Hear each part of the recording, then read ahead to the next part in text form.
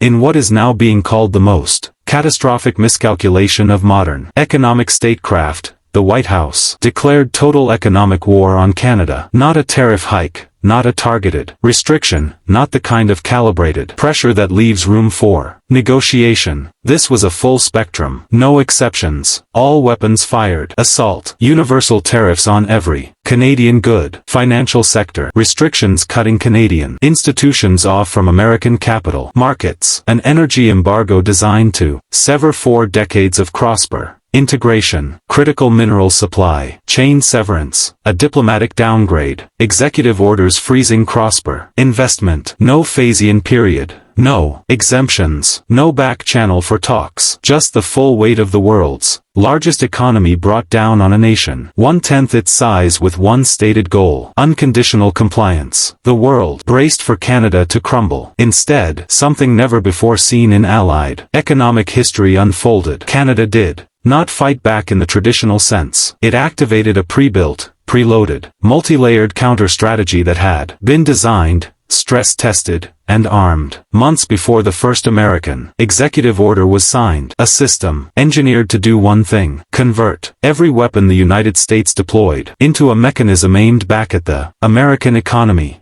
Within 72 hours, wasn't Canada's economy that was collapsing. It was America's strategic position. Energy prices spiked across 14 northern states within 48 hours. American manufacturers reliant on Canadian inputs faced production slowdowns before the ink on the declaration was dry. The U.S. dollar weakened against a basket of allied currencies as prearranged financial agreements reduced global demand for dollar-denominated instruments. 3. International sovereign wealth funds announced portfolio rebalancing away from American assets. Farm state congressional delegations demanded emergency hearings as asymmetric Canadian tariffs closed their largest export market overnight, and the Pentagon briefed congressional leadership on critical mineral supply disruptions that would extend weapon system production timelines by more than a year. The declaration was supposed to prove that American economic power was so overwhelming that resistance was futile. Instead, it proved that overwhelming force deployed without intelligence about the defenders. Preparation is not strength, it is exposure. To understand what happened, you have to understand what Trump actually declared. This was not an escalation. It was a transformation. Previous trade actions had been surgical tariffs on specific categories, restrictions on specific sectors, each designed to apply pressure without triggering total rupture that preserved American flexibility. It left room to escalate further or de-escalate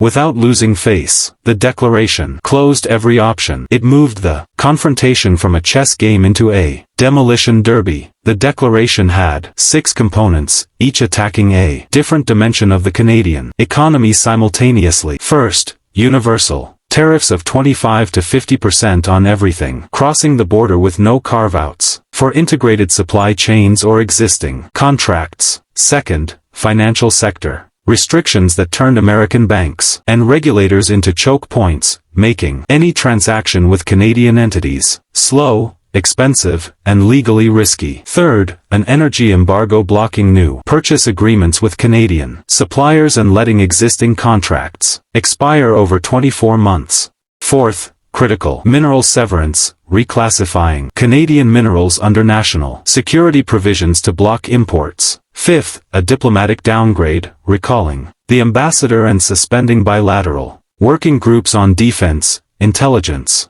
and border security. Sixth, executive authority freezing cross-border investment in strategic sectors. 6 components. 6 simultaneous attacks designed to paralyze Canada so completely that capitulation was the only rational response.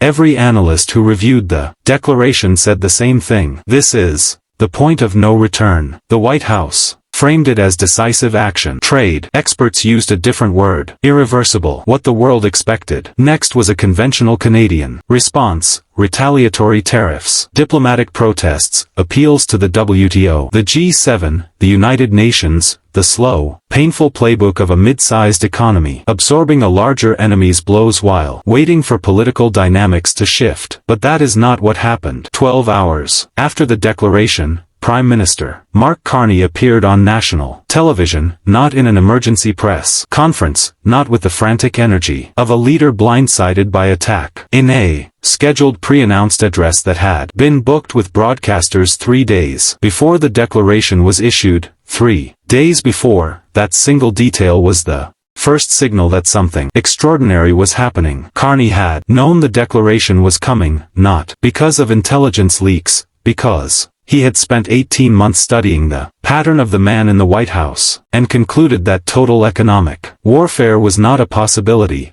but an inevitability. A leader who sees restraint as weakness will always escalate, and a leader who always escalates will eventually reach total deployment. The only question was when. Carney used the time between when and now to build a machine. He presented it with the composure of a central banker delivering a technical briefing. No anger, no defiance, no patriotic rhetoric. The absence of emotion was the message. This was not a response improvised in crisis. This was the execution of a plan. He said Canada had anticipated total economic escalation for over 12 months. During that time, Canada had designed, funded, and implemented a comprehensive economic contingency system specifically engineered to activate upon a declaration of this nature. The system was not retaliation. It was redirection. A pre-built institutional framework that would convert every dimension of the American assault into a mechanism that hurt the American economy more than it hurt Canada's. Then he said the sentence that changed everything. This system does not require my ongoing involvement. It does not require emergency legislation. It does not require cabinet approval for each component. It is institutional. It is contractual. It is already executing. It was designed to operate automatically from the moment the trigger conditions were met. The trigger conditions were met this morning. That sentence landed in Washington like a detonation because it told the White House something that broke every assumption. There was no one to negotiate with, no political leader to pressure, no decision maker to threaten. The system was institutional. Stopping it would require unwinding contracts across 7 nations, canceling infrastructure projects already under construction, and breaking binding agreements with sovereign governments who had no incentive to release Canada from commitments that benefited them. The system was not a political position. It was a machine, and machines don't negotiate. Then he showed the dates.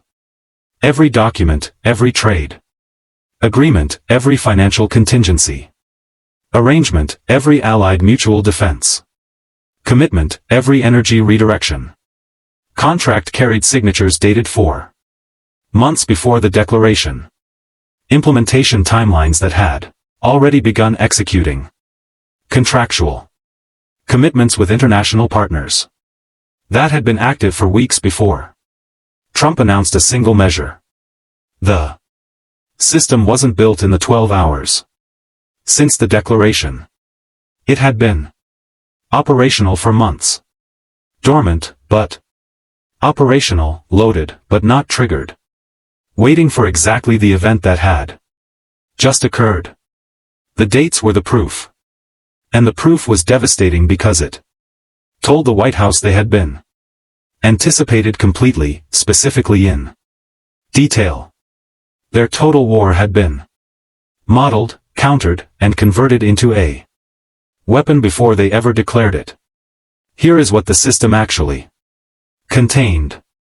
5 primary components, each designed to convert a specific American weapon into a specific counter mechanism. First, the energy reversal protocol. Trump's energy embargo was meant to sever Canadian access to the U.S. market. Instead, the protocol redirected Canadian energy to prearranged. International buyers through. Infrastructure already operational. LG. Terminals on the Pacific Coast, Arctic. Shipping corridors, bilateral energy. Agreements with Japan, South Korea, and the European Union. All activated. Simultaneously. U.S. energy prices spiked. Within 48 hours.